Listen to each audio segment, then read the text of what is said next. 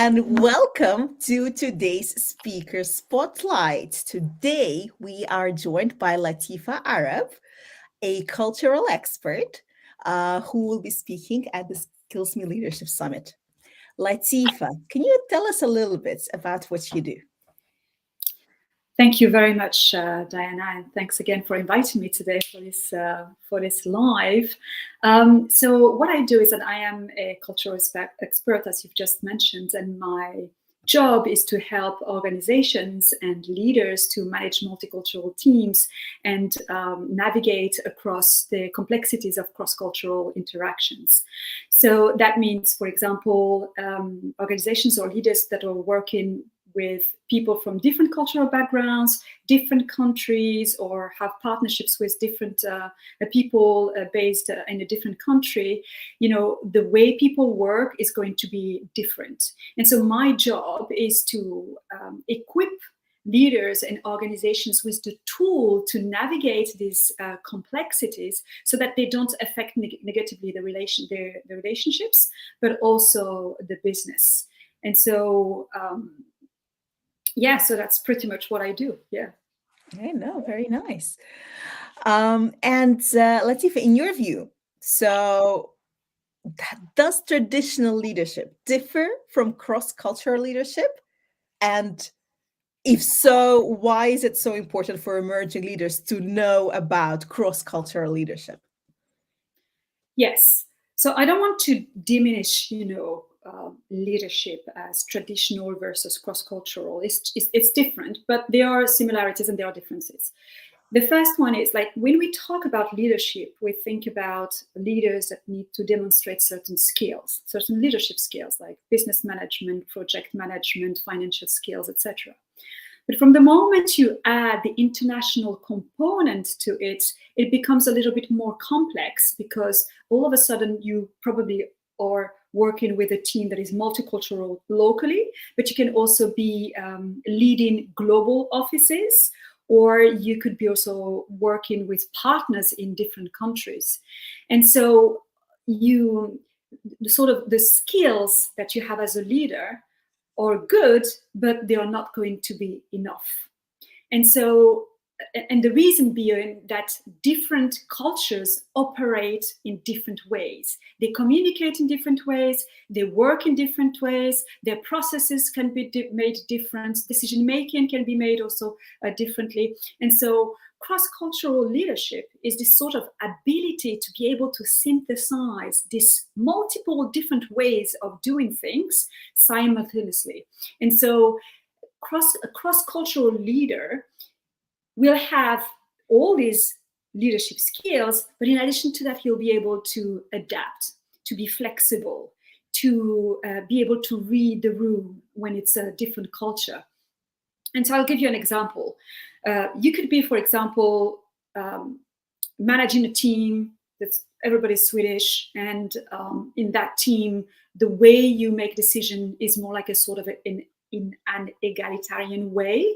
So sometimes it can be like made in sort of a consensus. But then as a leader, you know how to adapt to that context, cultural context. But then if you are working with a Chinese team in China, then you want to know that hierarchy in China is probably given more importance. And so your approach as a leader, as a cross-cultural leader, needs to be different. So it's this sort of mental gymnastics that you constantly need to demonstrate so that you can manage cultural situations effectively. It's really about doing it with a certain ease in navigating those complexities. Okay, thank you. And in your opinion, has there been any major shift in the last, let's say, 5 years about that have made the cultural intelligence essential in today's workplace? Yes. From my opinion, there have been 3 major shifts. Some that started already a long time ago, but that have evolved. So the first one is this push that we are seeing and we've been witnessing about, diversity, equity, inclusion, and now belonging, which is DEIB. And so as a leader today, I don't know any organization that has not implemented some DEI and B policies for their company. And it's a great thing because it's just showing and acknowledging that we really need to be able to, again, show this sort of flexibility and adaptability in managing different teams and people. As far as DEI is concerned, it's not just about cultures. It's also about, you know, different age groups, different people from different ethnicities, from different sexual orientation, and it's like this shift that we've seen that is playing a big part now. And so there's been a push, and especially after the murder of George Floyd. So that's one major one where I believe that cultural intelligence is essential. The second one is about moving from a unipolar to a multipolar world. What I mean by that is recently there's been the BRICS Summit. I don't know if you've heard of it, but you know, it happened actually in October, and this time it happened in Russia. And so BRICS, just for the people who potentially don't know what it means, but the BRICS countries are Brazil, Russia, BRI, India, China, South Africa. And so they represent the sort of what we call now the Global South. But the Global South is a bit bigger. So this year, I believe that there's been a turning point because 4 new countries have joined the BRICS. And so now it's called the BRICS Plus. So the new countries are Ethiopia, United Arab Emirates, Egypt, and Iran. And there is a list of 10 sort of candidates, including Turkey and other countries that also want to join the BRICS Plus, as they call themselves now. And so you can tell and you can see that what used to be a dominant culture, sort of a, you know, where it was a unipolar world with one dominant culture, and I'm thinking about the G7 ex-Japan countries that used to kind of, you know, influence the way we work, the way we view the world, the way, you know, even things around language, you know, where you see now a lot of people who are actually trying to learn Chinese. But from this unipolar world to this multipolar world, it's extremely difficult, or I would say almost like it wouldn't be a good thing to ignore that the world now has new voices that are rising, that that you'll be working with different countries that have also sort of now new influences, but cultural influences included, and that will want to have their say and their voice in this new multipolar world. That means that for anyone who is working today, like even like the emerging leaders and leaders nowadays, there's this shift that is so important that I believe that cultural intelligence is now even more important than it used to be. And then the third one, you know, the third shift for me is post-COVID. So we've seen that usually we've been working 5 days a week. You go to the office, you sit at your desk, and you work there, from Monday to Friday. I mean, at least here in London, from Monday to Friday. But post-COVID, this idea of spending your entire time in the office has changed. And that had obviously consequences, because now it's like you can work remotely entirely, as much as you can work in sort of a hybrid way, as much as you can work like 5 days a week in person. But the thing is that with that, you can work virtually with anyone, anywhere in the world, because we know it works. We know it works. And so this can be translated, for example, with small startups, companies that will have their customer service department, not, let's say, in the United States, but it will be based in the Philippines. And so it's this idea that you can have a different department in a different country, but then the way you are going to manage them is not only you have to take into consideration the fact that it is remote, but also that there will be definitely cultural differences. And so again, that's also the reason why I believe that cultural intelligence is becoming even more and more paramount and important to integrate. Mhm. It was Yeah, a long answer. yeah, no, I totally agree with you, Latifa. And actually, especially with the last one, me personally, because I mean, right now, it doesn't make sense sometimes to employ people, to just consider one country when you're employing people, when most of the work is happening online anyway. So, Exactly. especially, I think a lot of soft business owners are looking into other opportunities where, especially in the UK, where the salaries are quite high, Yeah. and then there are very comparable experts, let's say, elsewhere doing things for fraction of the cost. Yes. It does make sense to a lot of people who are just starting out to consider these things. But then, as you mentioned, that comes with certain Exactly. differences. And so the leader who wants to have that global team will need to adjust their approach to be able to be understood and to basically, impact the team in the way that he or she wants. But yeah. Exactly. It's just finding those ways that you will be able to work effectively and for yourself. Typically, as a leader, you have to find the way that works best, and for that, indeed, you have to probably demonstrate flexibility, adaptability, and a certain degree of cultural intelligence. But also, on your point, like we're talking about people that you can hire in a different country at a fraction of a cost, and in fact outsourcing the entire department in a different country. But it's also the opportunity for a lot of organizations to have now a bigger pool of talent that they can tap in. You don't necessarily need to kind of be restricted anymore to just your country, or let's say your region. When I think about London, I mean, when I think about the UK, I think about Europe.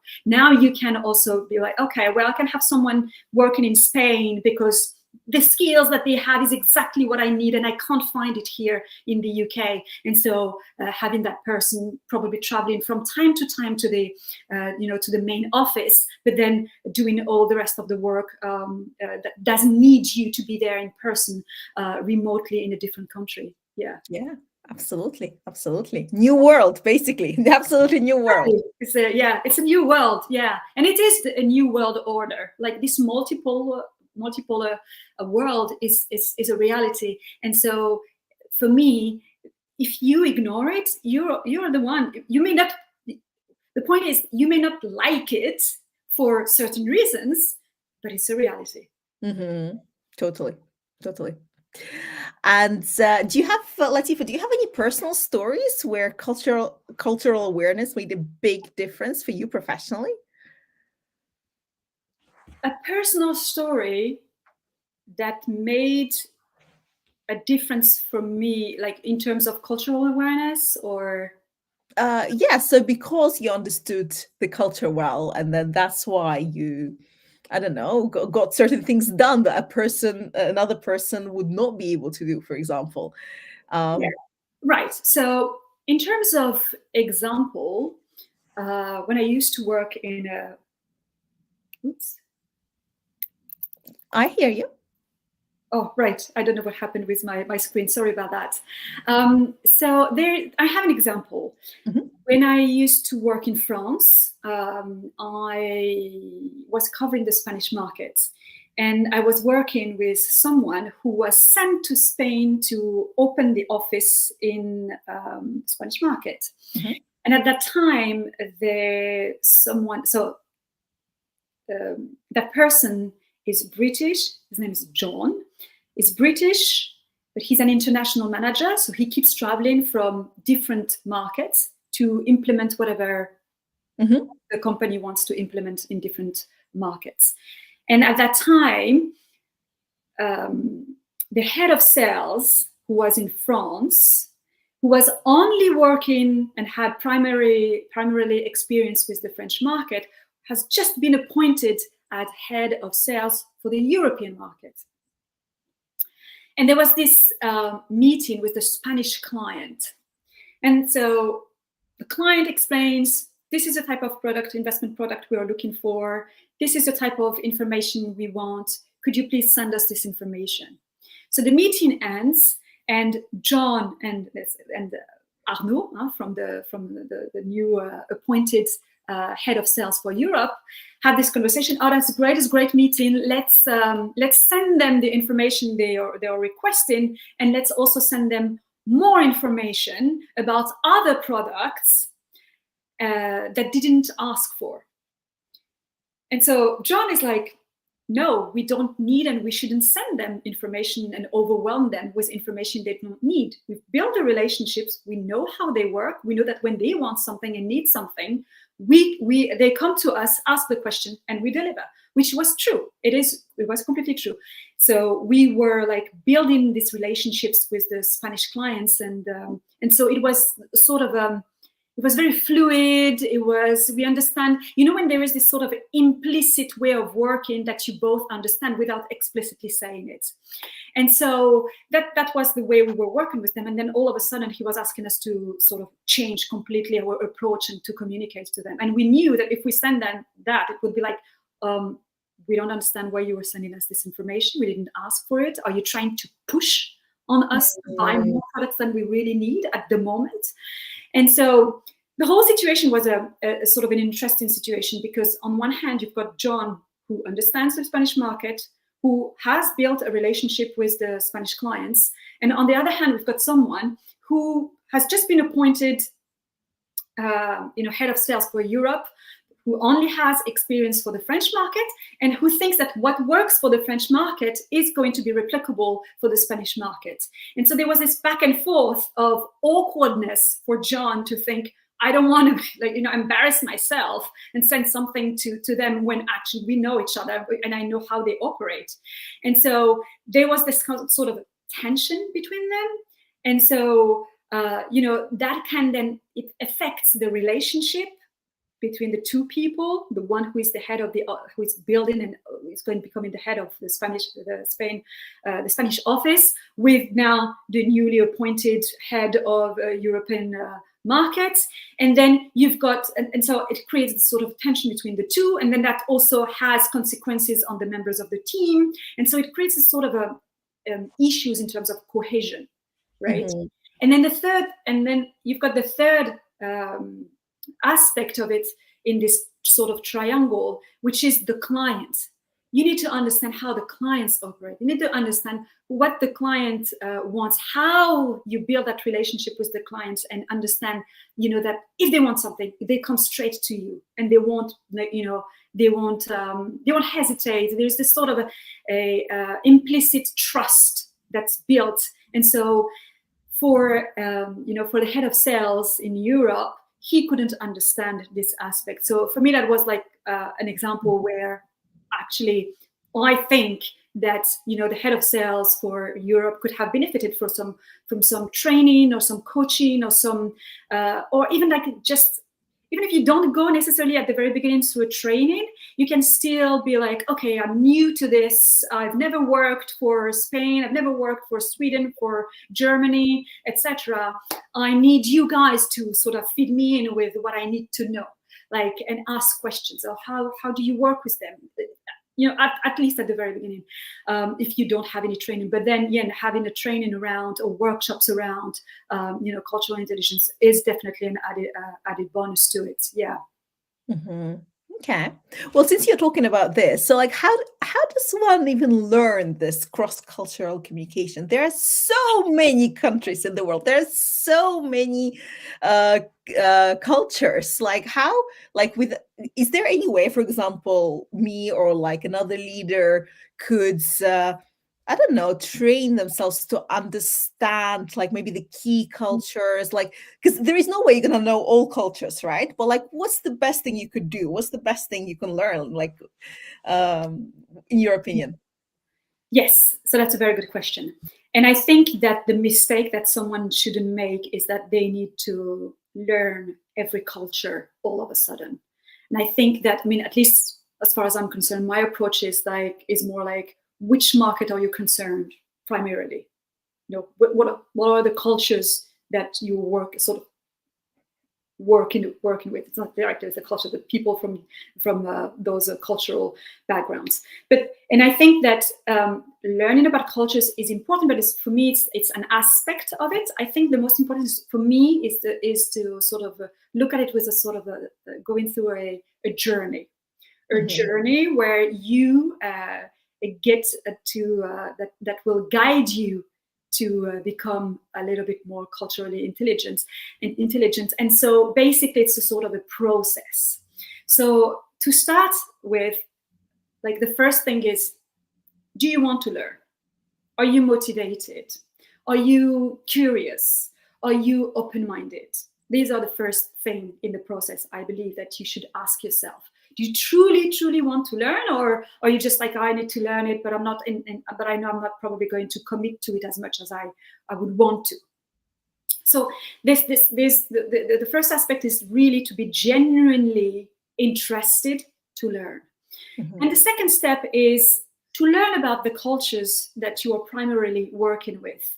And so that can be done in multiple ways. So you can be reading books about cultural intelligence. You can have, again, training and workshops around cultural intelligence, but it's also being within people. And as I say, instead of speaking too much, just listen and observe. And observe things like, for example, if you are going to a meeting with certain people, do they have a way where people sit around the table? Is there a sort of order, or is it that anyone who comes in, take a chair and sit? Because depending on the culture, it will be different. And so it's this small things that you want to do also if you're outside or and you're in a different country. You want to pay attention to small things like, what are the signs that are in the streets? How do people queue when they take the train? Small things to kind of start grabbing a little bit all these sort of cues around the culture. Then the third thing is, once you've got the knowledge and you've also paid attention to also things like how people communicate, how people behave, etc., you want to be like, okay, I think I get it. I think I have an idea. Now I want to put together sort of a strategy of how I want to approach that culture, that particular culture, or that person from that particular culture. And so you put together your strategy and your approach, but in that as well, you want to reflect on cultural biases. You want to reflect on your culture. How is it that it is different, but how is it that it is similar, where I can find things that actually I can connect with a person from that different culture. And then the fourth step for me is practice. Practice. So there's no way that only reading books is going to be enough. But once you've got your sort of approach, you can then start testing it live, if I may say. So you start testing it live with people and see how that goes, and also try to collect feedback so that you can change and readapt and be flexible in your approach, change things as you go. And then the more you will do it, the more you kind of build this sort of mental muscle and cognitive muscle, I would say. The more you will do it, the better you will get at it. The better you get at it, the more confident you are. And so then at some point, it becomes a sort of a second nature. But at the very beginning, it's also important to say that you may feel uncomfortable. It will be like feeling like you're walking on eggshells. You're probably going to feel like, I don't want to do a cultural faux pas or cultural mistake that may offend anybody. But it's a necessary step. And so you just learn from your mistakes if they happen. Mm. Okay. Yeah, no, nice. And Latifa, while you were saying all this, I was thinking, well, it's good that you don't actually have to become an expert in every single culture. That's a big relief. Like, phew. Yes. But sometimes these cultural differences are so random, like to the point like you would never even think that something is an issue. I'll give you an example. When I traveled to Japan, I'm so glad that like my hairdresser before who is from Japan, he told me that, you know what, when you travel to Japan, make sure that you don't eat a sandwich while you're eating, or while you're walking. You're not eating while you're walking, or like, and also make sure you don't talk on the phone on the trains, because it's considered to be super, super rude. Mm-hmm. Now, for me, all these things, like, what? I typically, have my sandwich, go to the train station, exactly. And while I'm on the on the train, I'm eating my sandwich and talking to somebody at the same time. That's and in London, I mean, it's okay as long as your food is not too smelly. It's okay. And that made me think that wow, like the subtleties sometimes are crazy. Now, the question to you is there, like, if we were to kind of generalize, if there is even such thing, are there some key indicators, like key things to find out about in the work context when you're about to learn about the new culture or start working with the new culture? Because you said, like, ask about, listen, well, like, what kind of things to ask about? What would be like the most critical things to find out before working with a new culture? Right. So now it's like we're talking about cultures applied specifically to the workplace. So how do you work with people in the workplace? And so for that, there are a few cultural sort of, how can I explain? A few cultural aspects of working that you want to kind of figure out when you're working. So, for example, you want to figure out how people communicate in that culture. Are they explicit in their words? Do they say things as they are and there is nothing for you to interpret in what they are saying? Or is it a culture where they say something and it's your job to read between the lines? So, for example, I'll give you an example. So, Americans, for example, are direct. What you see is what you get. They tell you what they want. They tell you how things are. They tell you everything as it is. And there's no interpretation. It's what you're hearing is exactly what you should understand.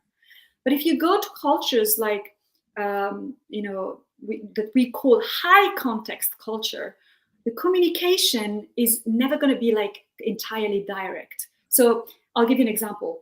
You could be with someone and say, okay, tomorrow we've got to work on this presentation for this client, just like using an example. And then your colleagues from China will say, tomorrow is the Chinese New Year. So they're not telling you, no, I can't. But they are telling you tomorrow is Chinese New Year. So it's for you to understand that tomorrow they can't work on that presentation because it's Chinese New Year. So these are the sort of differences that you can find. So it's for you to kind of figure out. And there are ways, of course, to, like, we call them like the low context for the US and high context, like as I used for China, but it's even higher context when it deals with Japan, for example. So you want to figure out that. You also want to figure out, things like, how is decision made?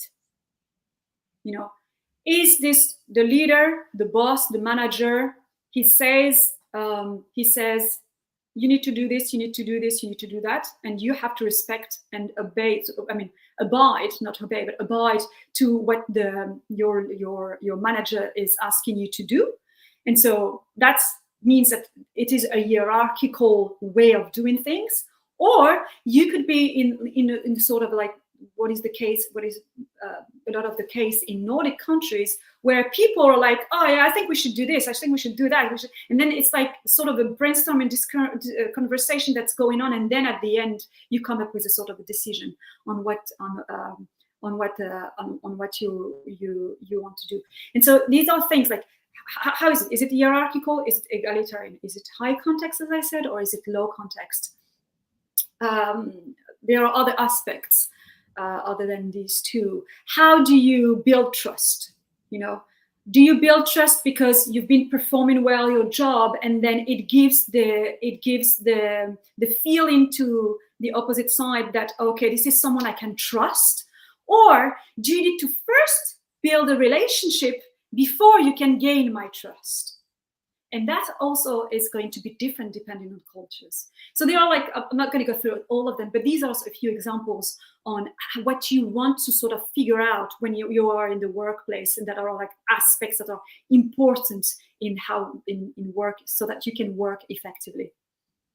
Yeah, no, that's fascinating. And I think I really like how you generalize certain things, like the key aspects, and then you can, like, when you're about to work with countries, if you know these key things, okay, in this region, you first need to build a relationship, then let's say do business. I keep on hearing this from a friend of mine who is an expert on Latin America, and she's like, and basically her clients who are like from Europe, they want to work with Latin America, they want to expand their business there, and every single time they fail. Like, and then she works with a lot of people, and she keeps on telling them, like, guys, the reason that you're failing is because you're just too direct to me here. What you need is that relationship first, business second, rather than business first, relationship Exactly. And that's a good example. It just shows that for these European clients, business first, relationship after. But for a Latin American, and I'm thinking about Brazil, for example, it's like, let's build a relationship first, and then we see whether we can trust each other and work together. But you find that also with, like if you work with Arabic countries, you need to build trust, and you don't want to lose their trust. That's also very important. It's not just about building a relationship and gaining trust. It's also maintaining that trust. Because why? Because it takes time to build that trust. It takes time to build that relationship. And so you don't want to break it. Mm-hmm. Yeah, makes sense. And Latifa, I'm curious. What made you go into this field? Was there like a aha moment in your life where you were like, aha, I want to teach, I want to become a cultural expert. I want to teach people how to work with different cultures. Like, what was it for you? So for me, if I'm honest, like, because I was born in France and I grew up in France, but my parents, both of my parents are Moroccan. I grew up in a dual cultural environment. So I grew up understanding from a very young age that there are multiple ways of viewing the world, perceiving the world, experiencing the world, and you can see it like in things just eating habits. Some people eat with forks, others with chopsticks, others with their hands. And so from very young age, I was always fascinated by that, and really, I love talking about culture. I love learning about someone else's culture. And so I studied also in Spain, I studied here in the UK, I studied in France, I traveled a bit, etc. And so for me, it feels like this is really something that I'm passionate about, and I've always been passionate about, and I've always worked actually on international markets and covered international markets. And really, I remember thinking when I was at school that I wanted to study languages because I wanted to work, on in an international job. At the time, it was like, I want to do marketing on international. I ended up doing something different, but still. And I think that, beyond the fact that you want to help leaders to equip them with the tools that they need to be able to navigate and manage these cultural complexities and make those challenges what can look as a challenge is actually a potential that you can transform in an asset. Aside from that, for me, I think that I really also want people, I really want to build bridges between cultures. I want people to open up to the beauty of other cultures. I want people to, sorry, I just lost my screen. But I really want to connect people to each other's culture. And actually, that's the reason why I called like my sort of brand and company Compatible. It's because I believe that that cultures are compatible. They are compatible. They come with their differences and their strength, but they are complementary. And it's also a way for me to kind of, break down stereotypes that sometimes we hear in the news, and especially when it's like negative stereotypes that you hear in the news or in movies. And I'm thinking about, for example, in a lot of Western movies, you would see that the villain is Russian and the terrorist is Arab, and I really want to say, guys, trust me, it's not at all this way in the real world. When you connect with the real people, it's nothing to do with what we are seeing in the news or whatever is depicting on any Netflix series. And in fact, it works both ways, because if you watch some Chinese movies, the villain is American. You see, so the idea for me is just like, let's don't get trapped in those preconceptions and assumptions about other people's culture. Don't get sort of almost like brainwashed by it, but speak to people, talk to people. Anyone who has traveled the world knows that, it's nothing, that people are just aspiring for the same thing, like having a good life, living with their loved ones, having a decent life, a good job, and being happy. And everywhere in the world, this is a sort of a universal rule that you will find. And so for me, compatible is about what I said, but it's also my sort of what drives me in terms of mission is also because I really, really want people to kind of connect and understand that there is beauty and there is richness in other cultures. That sounds beautiful. That sounds really, really beautiful. Thank you. Latifa, is there anything else you would like to share with us? Anything else you wanted to mention that I didn't ask you about? Not that can come up to my mind, but the one thing I would say is, for anyone, understand that for a lot of people, what's missing is not the fact that they potentially don't want to learn about other cultures, is that sometimes they're just not aware that there are cultural differences. And so I just want to kind of say to the people watching right now, just like, be curious, be open-minded, be aware that depending on who you are talking to and their cultural background, or they view the world in a different way.